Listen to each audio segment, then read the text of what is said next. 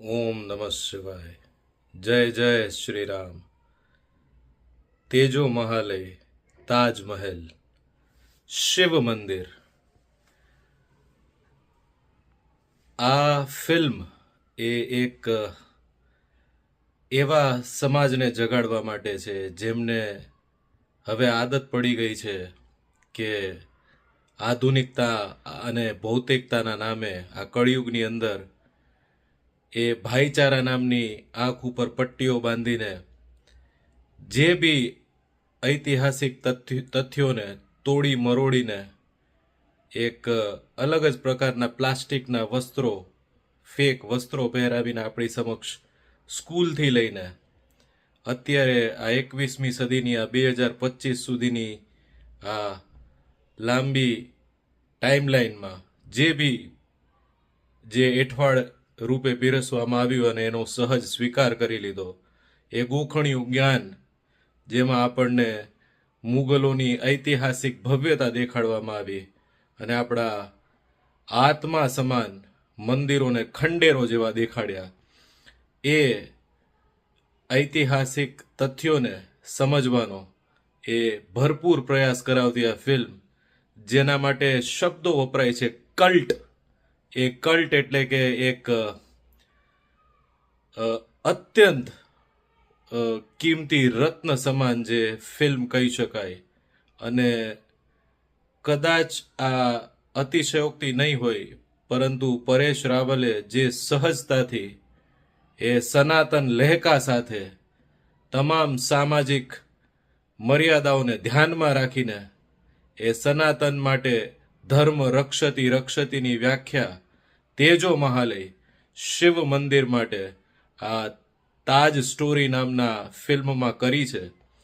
જો એક સનાતન જીવન શૈલીને સમજવી હોય, પોતાના પૂર્વજો માટે 1% પણ જો સ્વમાન, અભિમાન, માન, ગૌરવ રહ્યું હોય અને આ બ્રહ્મા, વિષ્ણુ, મહેશ આ ત્રિદેવોના આ સનાતન જીવન પરંપરાને જો 1% પણ જીવીને ગૌરવ અને અભિમાન અનુભવવું હોય, આપણે કોઈ ત્રીજા થર્ડ વર્લ્ડ કન્ટ્રી એ સભ્યતા નહીં, પરંતુ આ વિશ્વની સર્વશ્રેષ્ઠ જે છે એ પરંપરાઓના આધીન સ્વામી છીએ. એ સનાતન પરંપરા, એ સનાતન વિચારથી સિંચાયેલા આ ભારત ભૂમિના એક એક કણની અંદર, આ માટીના એક એક રજકણની અંદર સનાતનનું આ જ્વાળામુખી જેવું રક્ત આપણી ધમનીઓમાં વહે છે. એના ઉપર અભિમાન અને ઉત્સાહ જગાવનાર જો કોઈ ફિલ્મ હોય તો આ તાજ સ્ટોરી છે.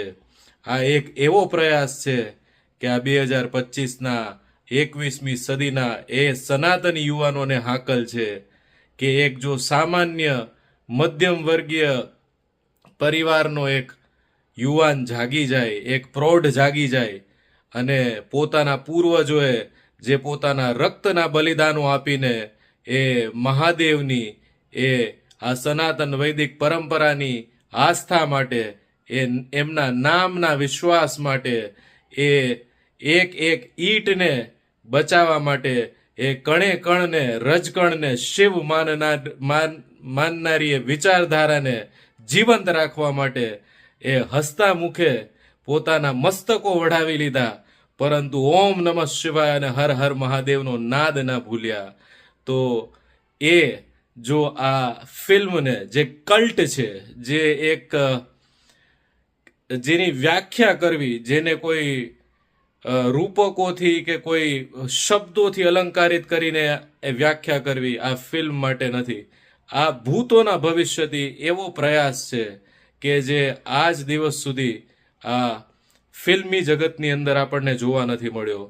પરેશ રાવલ અભિનીત આ ફિલ્મની અંદર દરેકે દરેક લોકોએ એવો અભિનય કર્યો છે જે આવનારા સમયનું પરિવર્તન આણશે અને આ ભારતની અંદર આ સનાતન જીવન શૈલીને, આ સનાતની વિચારોને જીવી જાણનાર અગર એ પ્રૌઢ યુવાનો, માતાઓ, બહેનો જો જાગીને એક એક મંદિર માટે, પોતાના પૂર્વજોના એ બલિદાન માટે, પોતાના એ આસ્થાના પ્રતીક માટે જો હુંકાર ભરશે તો એ 40,000 નહીં, એ અગણિત મંદિરો જેની દિવાલોને ધ્વસ્ત કરવાનો એ વિધર્મીઓએ, આતંકીઓએ પ્રયાસ કર્યો છે, એને જડબા તોડ જવાબ આપીને એ પુનઃ જીર્ણોદ્ધાર કરીને એ આપણા પૂર્વજોની ધરોહર, જે આપણા ઈષ્ટ આરાધ્ય મહાદેવ શિવશંકરની એક એક મંદિરની ઈંટો છે, એને આપણે પુનઃ ઘડીશું, પુનઃ રચીશું, એનો પુનઃ જીર્ણોદ્ધાર કરીશું અને હર હર મહાદેવ હરના જયકારા લગાવીશું. ખૂબ જ સરસ એ ફિલ્મ છે, જે શીખવા માટે એક બી દ્રશ્ય એવું નથી જે આપણે ચૂકી શકીએ. એક મધ્યમ વર્ગીય પરિવાર પોતાનું ગુજરાન ચલાવતું હોય, પોતાના પરિવારની જે એમને ચિંતા થતી હોય, આવા ઐતિહાસિક સંગ્રામો જેમાં એક મધ્યમ વર્ગીય પ્રૌઢ જે નિવૃત્ત થવાના આરે છે, એને જ્યારે ધર્મની રક્ષા કાજે એ પોતાનો અંતરાત્મા જગાડે છે અને દુનિયાભરના વિઘ્નોની વચ્ચે જ્યારે હુંકાર ભરે છે, આ તેજો મહાલય, આ શિવ મંદિરની જે સત્ય વાસ્તવિકતા છે, એને હું એ તથ્યને સામે લાવીને જ રહીશ, ત્યારે આ ફિલ્મનું એક એક દ્રશ્ય જાણે આંખમાંથી આપણને આંસુ આપે છે, પરંતુ આપણા રક્તની અંદર એવો જુવાળ લાવે છે કે થઈ જાય ફરી એકવાર હર હર મહાદેવનો નાદ, થઈ જાય ફરી એકવાર એ કેસરિયા અને મહારાણા પ્રતાપ અને છત્રપતિ શિવાજી મહારાજને જો અંદર આવવું જ પડે, જો આ સનાતની યુવાન એમને અનુકરણ કરીને આ મહાસંગ્રામ ખેડવા માટે ધર્મ રક્ષતી રક્ષતી, ધર્મ પણ એની જ રક્ષા કરશે જે ધર્મની રક્ષા કરશે, એના માટે જો જાગી જાય તો આવા ફિલ્મો, આવા ચલચિત્રો જે મનોરંજન માટે નહીં પરંતુ એક શિક્ષા માટે, એક સત્ય જગાડવા માટે, untold story, unknown story, naked truth, જે આપણે જાણતા હોઈએ, જે ઉપર છલ્લું જાણતા હોઈએ, પરંતુ ક્યારે આપણે એની અંદર ઉતરવાનો પ્રયાસ નથી કર્યો, કારણ કે આપણી આસપાસ એવી કન્ડિશનિંગ અને એવા જોર જબરજસ્તીના વાતાવરણ, એવી ઇકોસિસ્ટમ આપણી સમક્ષ ખડકી દેવામાં આવી છે, જેમાં આપણને જૂઠાણું એટલું ગ્લેમરાઇઝ વેથી પીરસવામાં આવી રહ્યું છે કે આપણે આપણા જ ઇતિહાસથી અળગા થતા જઈએ છીએ. તો આ જે ભરપૂર પ્રયાસ છે પરેશ રાવલ સાહેબને અને આ ફિલ્મ બનાવનાર એક એક વ્યક્તિને કોટી કોટી નમન છે કે જેમણે તેજો મહાલય એટલે કે શિવ મંદિરને પુનઃ આપણા માનસપટમાં નહીં, આપણી આસ્થામાં નહીં, પરંતુ આપણા જીવનની અંદર, કે કેશવરાય મંદિર મથુરા, કે ભગવાન જે દ્વારિકાધીશ કાનુડાની જે જન્મસ્થળી છે એ હોય, કે દેવોના દેવ મહાદેવ વિશ્વેશ્વરનું એ કાશી વિશ્વનાથનું મંદિર હોય, કે પછી તેજો મહાલય હોય, કોઈ પણ એ ઇતિહાસના ચિહ્નો જે આપણા પૂર્વજોના બલિદાનથી આપણા એ સનાતનના એક એક પર્યાયથી જે બનેલા છે, એને આપણે પુનઃ પ્રાપ્ત કરીએ, એનો મહિમા સમજીએ. અને મંદિરો જ નહીં હોય અને મંદિરોએ આપણને શીખવેલા એ જીવન કલાના એ પાઠ જ નહીં હોય, તો આ જીવન શું કામનું?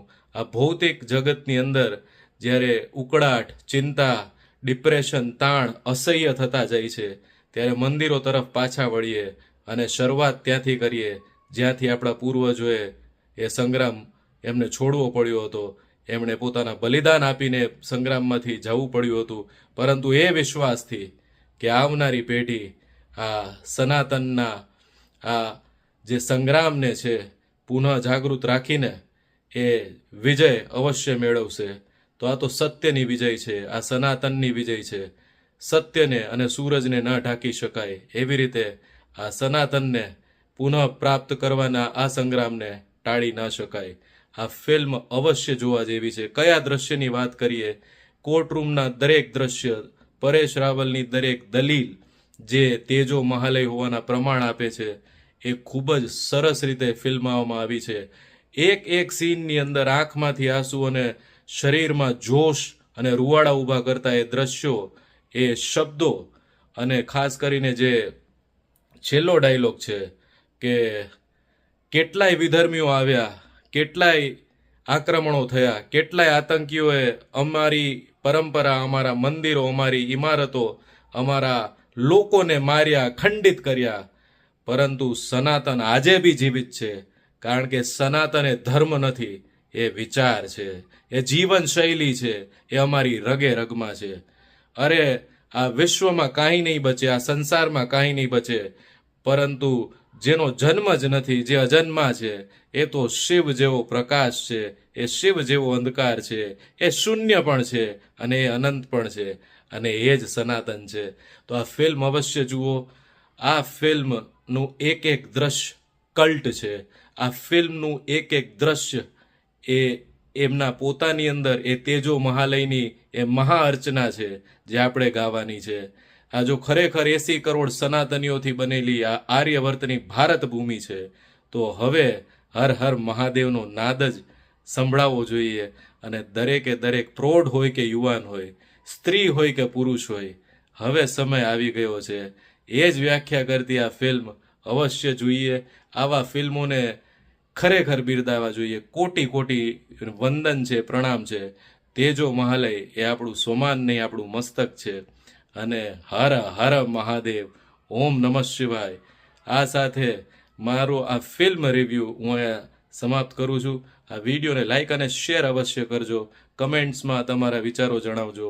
અને તમે આના બીજા વર્ઝન, આ મૂવી રિવ્યૂના, ફિલ્મ રિવ્યૂના હિન્દી વર્ઝન અનુવાદને મારા જ સ્ટાઇલમાં જોવા માંગતા હો તો કોમેન્ટ્સમાં અવશ્ય જણાવજો. બહુ જલ્દી આ વિષય ઉપર આને લગતી જે તમામ બુક એટલે કે પુસ્તકો અને જે રેફરન્સીસનો ઉલ્લેખ આ ફિલ્મમાં અને જે પબ્લિક ડોમેનમાં અવેલેબલ છે એના ઉપર પણ અધ્યયન કરીને હું બુક રિવ્યૂ, લિટરેચર રિવ્યૂ સાથે આ ખૂબ જ અગત્યના વિષય ઉપર પુનઃ પધારીશ એક નવી સ્ટોરી ટેલિંગ સાથે. ત્યાં સુધી જગદંબ.